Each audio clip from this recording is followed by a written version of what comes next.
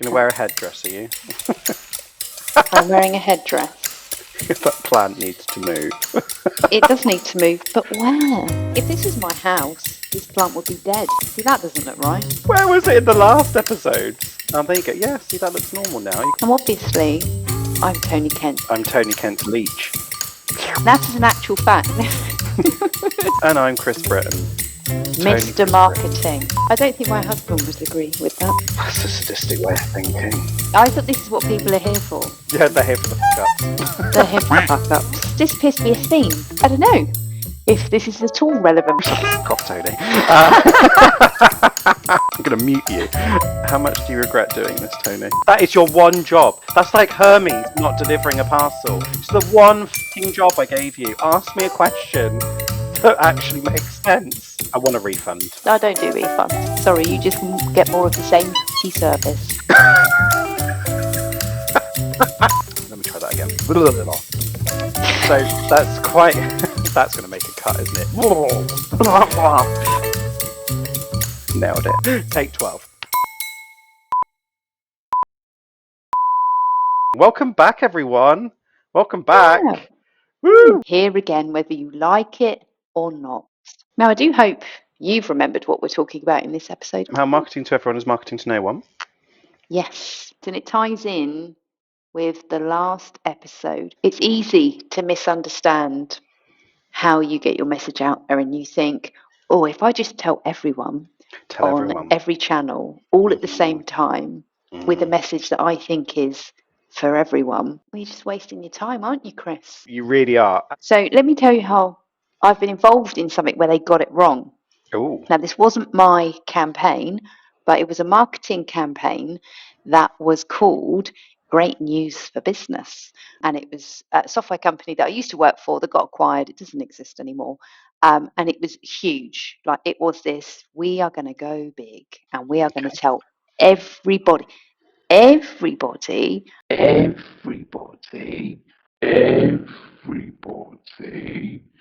about our solution.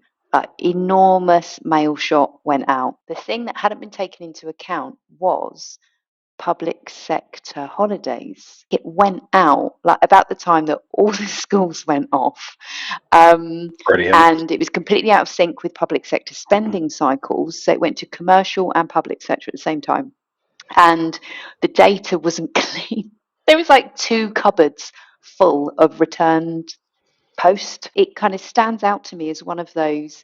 It was a campaign where it just went bleh to everybody. That was marketing to nobody. We have customers from both B2C, B2B, but we also, a large proportion of our business comes from the enterprise area. And I think there is a big boom, and you may or may not be familiar with it, is the term of ABM, so account-based marketing. Yes. And this is effectively pigeonholing your solution to fit a specific individual, but to the point where you would even be writing content that's only ever intended to be read by the individual that you're looking to sell to. So going to that extreme of hyper-personalization. We've seen campaigns that have gone out before, and we've seen a lot of customers come to us and say, well, we've tried this before, we just haven't had results. And it's for stories like yours, where they will either use really poor quality data, they don't segment their audience, so they don't segment who they're going after. They don't personalize any type of messaging. For example, we can look after your SEO for you and help you achieve great results online. That's a general message that you can send out to everyone, rather than sending out a targeted marketing message that goes out to private hospitals that says we can increase your patient inquiries through targeted online marketing. Immediately, when that goes to a marketing manager of a private hospital, they'll go, oh, hang on a minute, this person speaks the lingo that I speak. They talk the talk. So when you do market to everyone, you can still do that, but not in the way that most people do, which is when they then go out to market and they do one message to suit all. Unless it's a scarf or a hat, one size really doesn't fit all. At all. Well, I mean, you say that, Chris, but in our family, one hat does not fit everybody. And I have to be respectful of other people's privacy, Chris. But, some people's heads are bigger than others. And the family hat doesn't fit everybody. The Doesn't fit family everybody. hat. It doesn't fit everybody. I wonder who you might be referring to there. Me and my bag heat, And I'm not here to plug our product at the end of the day, but aren't you? it is the no, I'm actually not. I'm here just to have a general chit chat with you. How often do you see an ad where you go, "Oh wow, yeah, that's really targeted to me. Like that's something I'm really interested in." Because I see that quite often where I go, "Okay, you've really segmented your audience well." Like it would be the Mm. equivalent of it not marketing to everyone would be the equivalent of me getting feminine hygiene products advertised to me. Yeah, What yeah, benefit is that going to give me right here, right now? yeah, You know. yeah. But then when someone understanding your interests, so could you use, for example, whenever you put something in the public domain, and you can see, for example, I'm wearing glasses, right? So Hmm. you can physically see. It's almost like I planned to wear these for this answer, but I didn't. Um, I'm wearing glasses. Can we Yes, target individuals who on Facebook have glasses in their profile pictures, knowing that they are glasses wearers, and therefore yeah. target them with booking their appointment for an eye test, because they are going to have a higher Mm. propensity to book an eye test than someone who doesn't wear glasses, although they may be wearing contact lenses. Do you see my Yeah. level of thinking there? I do. Ties in nicely with one of your recent blog posts. It's One of got my Trevor recent blog McDonald in it. posts. Yes. Oh, you've seen. You've Yeah, seen. see? Yeah, Isn't that advert absolutely fantastic? yeah, it I is. find that advert so Mm, moving, because I'm like, wow, that's like you're bringing the emotional part back into the marketing. So having great vision, you're aspiring to be like Trevor McDonald and being able to see the world and see everything going on around you and why mm, eye health is so important. So that mm, that message will resonate with so many people. And mm, again, through nostalgia, they completely nailed their demographic because they're specifically looking at going after an audience who are 50 plus, going into mm. the realms of starting to wear varifocals. And Yeah. then immediately, when they're playing back old media clips of news things that have happened back in the 70s Mm, and the 60s and the 80s, don't know why I couldn't mm. just say those in order. Try that again. Playing, going back to playing media in the background of newsreels from the 60s, 70s, and 80s. Yeah, Nailed it. yeah. Uh, um, it's really, I think that really does appeal to their target audience, really does Mm, appeal to their target audience 100%. So marketing, again, that's a really good example of how they're not marketing to everyone. Yes, that might hit everyone in terms of yeah, there is going to be an audience on TV who see that advert and go, that's not relevant to me. But that's yeah. okay because their message that is contained within is very, very, very, very, very specific. So specific, in fact, it will then resonate with the people who they're looking to get to. So that actually is an interesting point because you've got account-based marketing where you are defining your demographic Yep. and taking a specific message that will resonate with them. Hmm. But you've also got when you're using a mass communication method like television advertising, making your message so specific that it will capture that audience that you want Exactly. to engage with. It's capturing the imagination of the audience. Here's a question for you, Kris. I Mm. was on the receiving end of a meeting where somebody said, "So, and have you heard of account based marketing?" And I Ah, thought, "Know your audience, mate." Yes, I have. But he was just in full on sales mode and yep. he has his patter. His pitch. Yep. Yeah. And he was just going for it like, "Have you heard of account based marketing?" And I thought, how very patronizing. And I just Mm. switched off. Did he go and mansplain it to you as well? Well, do you know what? That is what it felt like. And myself and one of the other attendees just sat there silently seething, waiting for him to finish. I mean, I did mention at the beginning here, you may have heard of account-based marketing to the audience, and I say the same again. There are going to be people watching this who don't know what account-based marketing is, and don't understand, because I think even when you understand the principle of it, executing it correctly is where the talent lies.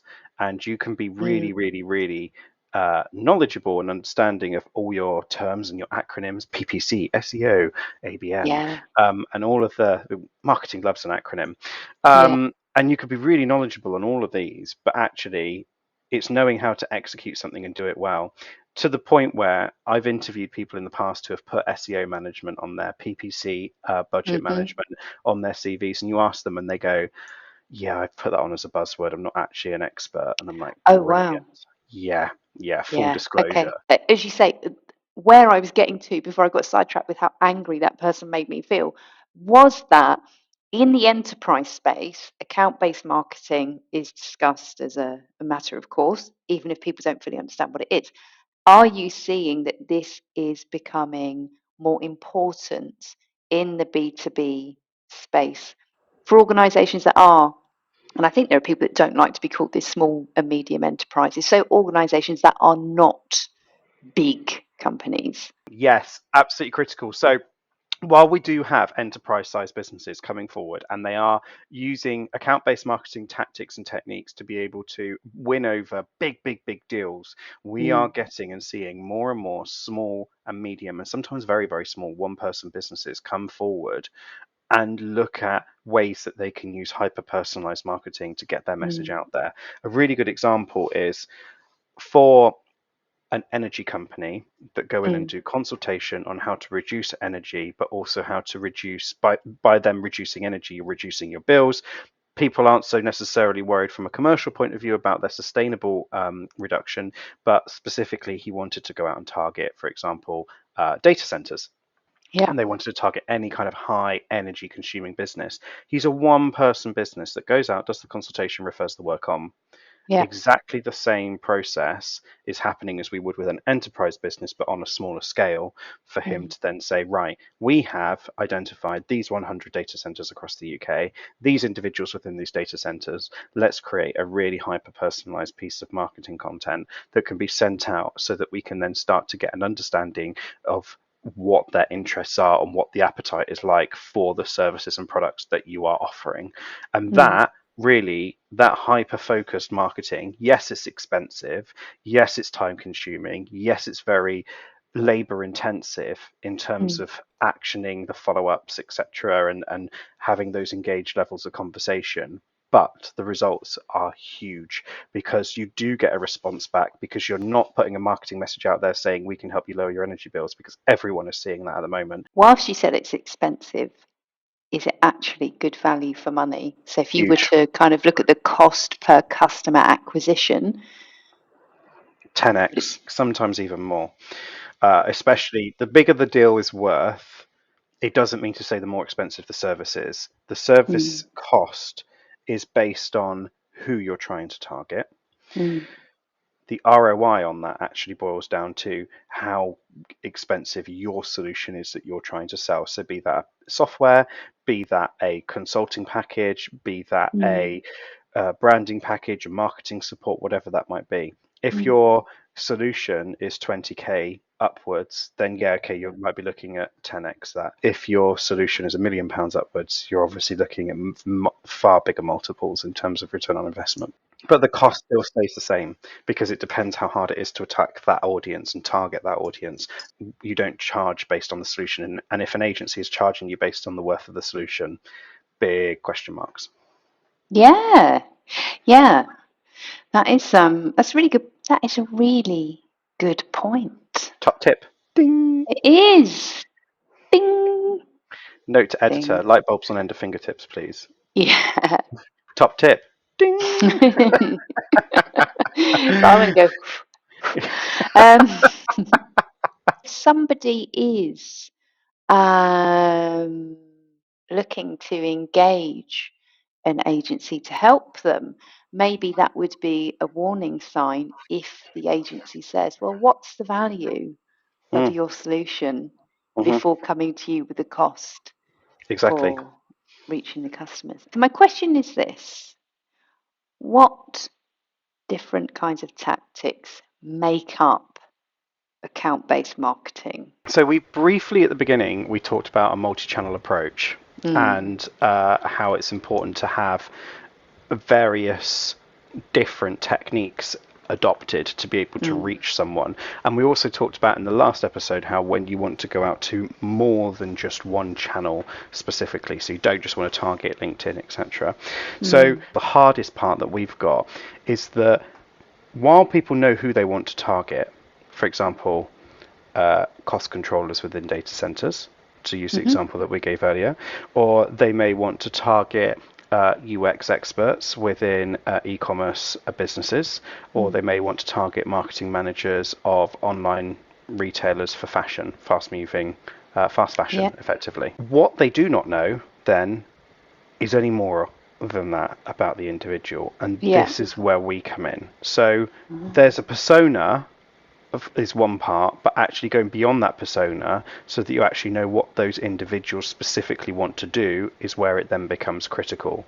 And account-based marketing can almost feel stalkery. This is when you go into the realms of hundreds and hundreds and hundreds of thousands of pounds, but you can even adopt billboard advertising on the route that they take for commuting to work. That's the kind of level that account-based marketing can go to. But here, for this example, we're talking about understanding and finding out what groups individuals belong to, where they hang out, what social channels they use, have they actually posted on LinkedIn in the last year, even, do they actually use Twitter, or is their account backdated to 2016 and they created it in 2015, so they only used it for a year, but actually you were trying to market to them through advertising through Twitter, waste of money.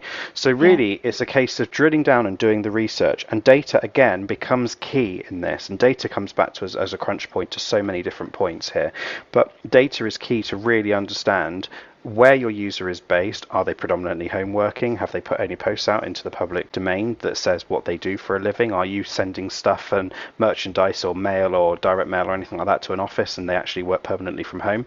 So understanding, I've seen it happen, Tony. You laugh, but I've seen it happen. So really it's critical to understand where they hang out, what they do, and then from there you can then, and this is where the cost comes in with account-based marketing, and when I said it's labor intensive, this is what I'm referring to, because doing the research and doing the drill down into the individuals and then making the connection at the right point, and then not selling to them when they do connect with you and they do interact with you straight away, but continuing to nurture them through different types of content that have been created as part of this process, is where the value of account-based marketing really comes in, because you are then surreptitiously marketing to them and they don't necessarily see that they are effectively being drawn in slowly, using your example of reeling in the fish earlier. You're gently bringing them into the idea and bringing them into the sales cycle of whatever it is you're trying to pitch to them. Yeah, it's a really good point. And you did send me just on a little trip back in time to the days when I had a pigeonhole, which is not a euphemism, Pigeonhole. Kris. Well, actually, I am now a retired Samaritan, but I used to spend many an hour on the phone helping and supporting individuals in that hour of need. For anyone who may be needing any mental health support, you can always call them on 116123 from anywhere in the UK. However, yes, you do have a pigeonhole in there as well in the Samaritans, so people could put post in, and I was like, what is this? They were like, have you checked your pigeonhole? I was like, have I checked my what? Yeah. Have you checked your pigeonhole today? Have you checked your pigeonhole today? No, but my WhatsApp hasn't got any notifications, so what's a pigeonhole? Let's just bring it back to me, Kris, because, always got a story to tell. But I have started to I'm on a list somewhere. Now, perhaps you could explain this, because I keep now getting emails and, I'm freelance. I run my own business. And they say things like, can we speak to the person who deals with your photocopiers? And every day now, I get at least one email which feels like it is designed for an organisation. Could you put me in touch with the person that deals with your legal contracts? Like, what? Do you know what? That is an absolutely brilliant point about account-based marketing, or even marketing as a whole, because it doesn't take much to have a quick look at a limited company to see how many individuals work there on average over the past however many years, because it's part of the mandatory terms of filing for a limited company. So that is brilliant. That, or you give off an impression that you're much bigger than you are, TJ. So you're doing well for yourself, love. Yeah, it's all those videos that I post to me online, smoking cigars and sitting on the bonnet of sports cars, And to that point about appearing bigger than you are and working with agencies, or in fact, working with any business, bigger does not necessarily mean better. So, like you said, you gave an example of that consultant who is a specialist in sustainability and wants to work with data centers, and they're saying, I'm an individual that is expert and can solve that problem. You don't need to go to a big logo company to get the results that you want. Exactly. And we see that quite a lot. People come to us because they will say, for example, that they feel that when we work with a marketing team that's so small that we really understand what it is that they're doing, they're not being passed around from person to person as part of a big agency, they're not attracting the big agency fees, they're attracting a small agency fees, and typically people are quite willing to work with us on that basis because we are a smaller company, and that's actually quite a big selling point for us, which is important. Small is beautiful, Kris.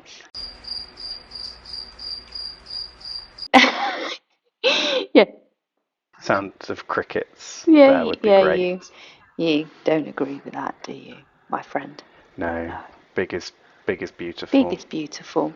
So where did we get to, Kris? Do you feel like you've been account-based marketed to the max? I feel like we might have actually covered off a lot of the points for account-based marketing, but in a nutshell, should we try and summarize where we got to with that? Because I think that was quite a slick recording. In summary, what did we learn today, Kris? We learned that marketing to everyone is marketing to no one. Yes, but deeper than that, effectively, in a nutshell, if you are going to market, you want to be really focused in what you're saying. When you push a product, a service, a benefit, whatever it might be that you're trying to promote out to market, you want to be really, really focused. It goes beyond checking what people's disposable income is. And if we look at a B2B model, it goes beyond just knowing what the businesses are that you want to target, making sure you've got the right individual and that is the right message. And actually, to that point, just as a little added bonus here, we did a campaign where we were promoting a piece of software out to a number of online retailers. And we wanted to target 50 specific companies. But the best way to target them and to make the most impact, we sent out a pair of socks. And we sent out 3 pairs of socks to 3 different individuals within each company. We wrote a message that was different for each person. So we sent out 3 pairs of socks to 3 different individuals within each company. 1 pair of socks went to someone who's responsible for UX or user experience, if you're not familiar with that acronym. 1 pair of socks went to a developer, and another pair of socks went to procurement teams. And each pair of socks within the company and each individual had a different message. So for example, for the developers, it's time to pull your socks up. In terms of your code and how you deploy it. For user experience, it says knock your customer socks off by developing this user experience. So you get the idea is that when you then start highly targeting a company and you're specifically going to 3 individuals within a company, and then when you even focus in on that and you're that focused, you're then going to spark a conversation happening within that company. So as a little added bonus, that is what we mean by marketing to everyone is marketing to no one. Because if you can really focus in on who you want to go to, you're going to create enough of a conversation or enough interest for people to start entering in onto your buying cycle and whatever that might look like, so they can start on the journey of finding out more about what it is you're looking to offer. Yeah, there's no excuse now, is there, for lazy mass marketing? Say it with socks. Yeah. No excuse for lazy mass marketing. And if you are mass marketing in a lazy way, talk to KB because we can make your budgets go further. Yeah. See? How about that for a plug? Well, I've been Toni Kent. And I've been Kris Britton. Thank you for joining us. Thank you. Bye.